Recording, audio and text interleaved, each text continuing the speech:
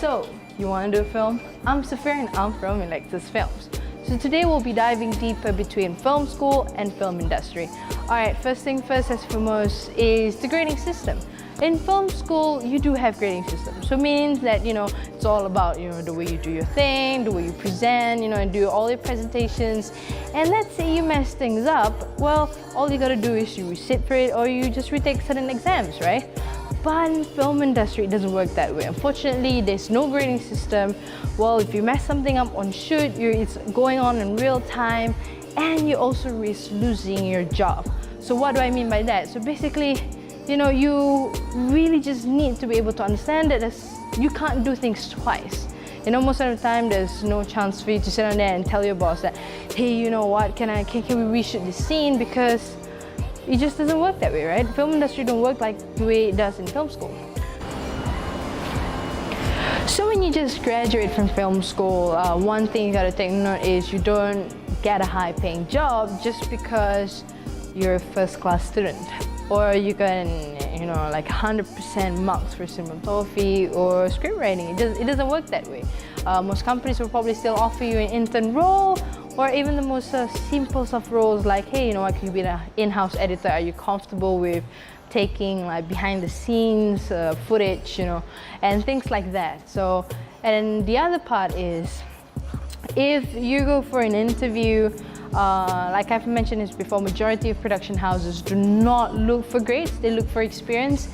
And I would be worried if you're looking at your grades, because most of the time, if they're looking at your grades, it's because they're more concerned whether or not they're gonna get the return of investment if they hire you. Meaning when I say that, these people is probably not as as well versed in film production. They're not really good at it. They don't know themselves, how to run a video business. More like probably because they're more well versed in film marketing. Marketing their services for whatever production houses like services they offer. So, for instance, they offer like event coverage, all these things. They know how to market it, but they don't really know how to run, like a video team or crew members and stuff like that. So really, like I said before, research your companies that you're working for, because this is the best way you can look for it. And yeah, one more thing I want to mention in regards to the situation is, sometimes you don't get paid. And what I mean by that is because if you mess something up, I have a story to tell you, but I didn't necessarily mess this up. There was a miscommunication in this situation. What happened was, I was told to get all these items and all this equipment, and rent it out. And then what they tell me was, oh, could you shoot this and that? Could you shoot this and that? And always make sure you be clear what you're doing, because things like this can happen. Eventually, they didn't like whatever I shot. They said the content that they required wasn't one that they asked for. The content that I shoot wasn't what they requested for. So that means I'm stuck, right? I can't do anything because it's an event coverage. So they didn't end up paying me, and it happens like that, and it's scary because when in film school, if you do something is wrong, you have your lecturer telling you, hey, no, it's okay, you can do it again. Or this is what I asked for, redo your thing. But because, things like this happen in real life, I didn't really get a chance, I didn't get paid. And same thing happens twice, because there was a miscommunication. What happens is, I was there present during the shoot, I was told to do this and that. I already told the client, I said, hey, you know what, I'm not able to provide this and that, but rest assured that this is what I'm going to do for you. But they still don't like whatever things that I do for them. So in the end, yeah, they didn't pay me. Oh well. Second thing is, pre-production, production, and post-production, right? Let's talk about pre-production first. In film school, pre-production is you're working with team members. You have a lecturer to guide you, and most of the time is you're all coming out together an idea or something. And you sit down like, hey, you know what? I like that idea. I don't like this idea. Or you have group members who's just like, yeah, okay, whatever. Don't pay attention. But depending on your role, I'm addressing more to you guys who just graduated and wanting to go to the film industry. During pre-production, you may or may not have a chance to be able to give your answers or your ideas, you know, because you know you work as like an editor role, and most of the time you don't get a chance to be the one deciding whether or not you would like to do that project or whether or not you like this idea.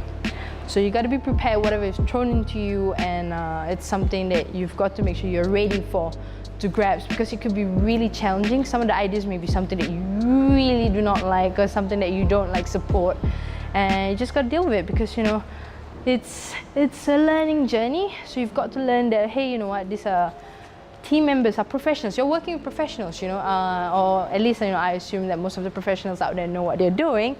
So half the time you're working with professionals, not someone who pretends to know what they're doing. So this is something that you've got to respect when you're in the film industry. But whereas in film school, everybody's learning, right? Everybody's like discussing ideas. So that's the difference between, you know, in pre-production. So production, the difference between film school and film industry. When you're in film school, you know, you get opportunity to joke around with your friends, you know, you get to spend this time, you know, but you don't really get to do that in film industry. In film industry, because a lot of us out there, we're investing our time and money to bring value to our customers, you know, we're to maybe our client who's like, oh, the bigger names, the bigger brands, and sometimes these brands, they spend a lot of money, you know, and you know, they really want us to make sure that we give the best of product and we give the best of video out there. And that's the reason why you don't get to joke around, you don't get to mess up things like this. They get really upset when you do that. And you know, first of all, I usually think when I first get into the film industry, I really thought everybody was just plain mean, because everyone was just like, oh no, I want to get this done, I want to get it done. But then, you know, it evolved. You know, it evolved when I understood that time is money, and you no longer get to joke around with your teammates that much. Well, you do. You're still able to do that, but don't get disheartened if you come in and people are just like, oh, you got to do this real quick, got to do it real quick, because really, if you mess something up, you risk losing your job. The only reason I said this is because, like I said before, they're investing a lot of money in the team members that you're working under or working with, and they put a lot of trust in us to make sure that we come out with the best of video. So that's why it's usually that's the case. Production. Okay, you may think there might not be any difference for post-production between film school and film industry. Well, there is, very similar. So I'm gonna begin with timelines or deadlines and stuff. So in school, you know, of course, you're being given a deadline. You're supposed to do it by the 22nd of June or something. And then, you know, you get the chance to like, okay, I'm gonna work on this, I'm gonna work on that, I'm gonna experiment some edits. See, school is school, right? You're there to learn. But in the film industry, people are gonna assume that you know what you're doing. So when you go in, deadlines are much shorter. You know, you don't get like a whole 3 or 4 weeks to finish an edit.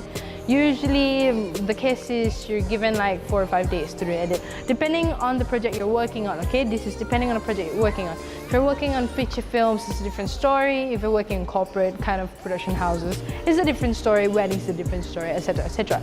But what I mean is, one thing that doesn't change is the mistakes you make in the film industry. So that means when you're doing an edit, okay, let's say you want to be an editor, right? So you're an editor, you make an edit, and then you mess something up. For instance, maybe you mess a subtitle, or you mess a lot of like careless mistakes.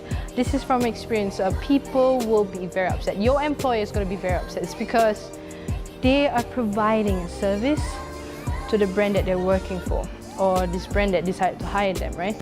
Or whatever it is, like, you know, this feature film or whatever it is. Your upper hand will be so upset because they think that you're not reliable anymore. And you keep on making the same mistakes, people are going to be like, I'm not too sure if I want to work with you anymore. Like, for instance, like, hey Saphira, you know what, your edits, you're full of careless mistakes.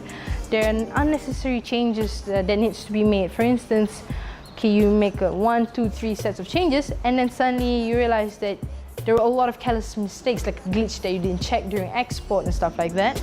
Your employers or even people will be like, oh man, you know what?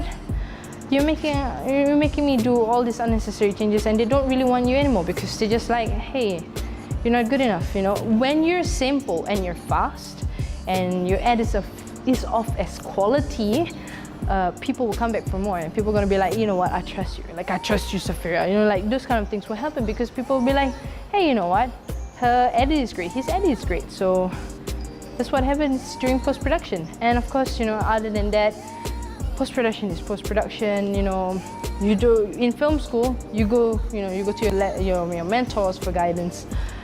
You can't really do that with your bosses and stuff. You can ask them for guidance, but in a very different way. Not how to really do this and that, because they hire you because you said in the first place you know how to do things. So what you can ask for guidance is probably like, oh, what do you reckon about this? I'm trying to see if this is a nice edit, or this is a nice little motion graphics that I've done.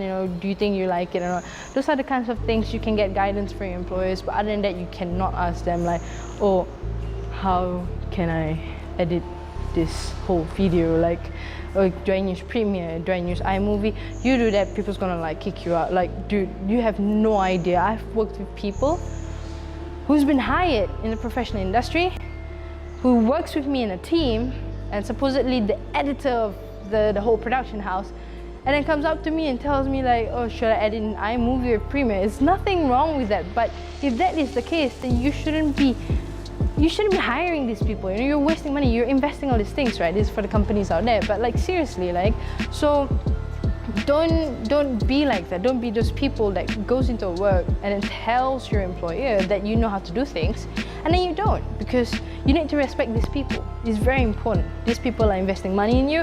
They're investing a lot of money in you sometimes, and they want you to do a good job. So make sure that you know what you're doing. So to summarize the whole video is, first thing first, like I said before, in film school and film industry, there's grading system and no grading system. And of course, from pre-production all the way to post-production, all the differences, you may just, rewind back and make sure you go through step by step. It's really important.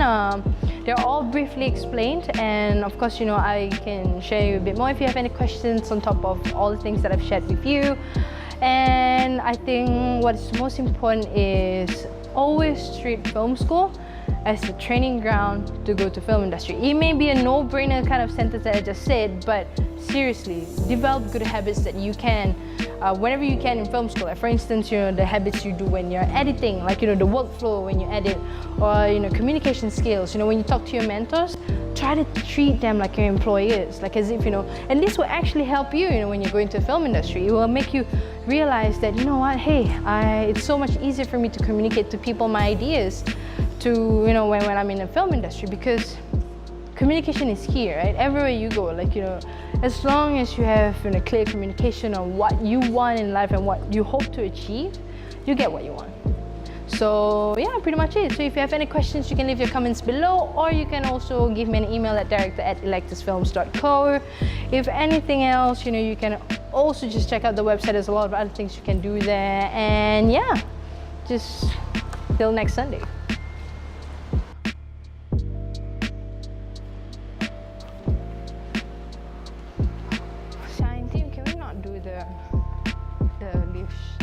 Shot.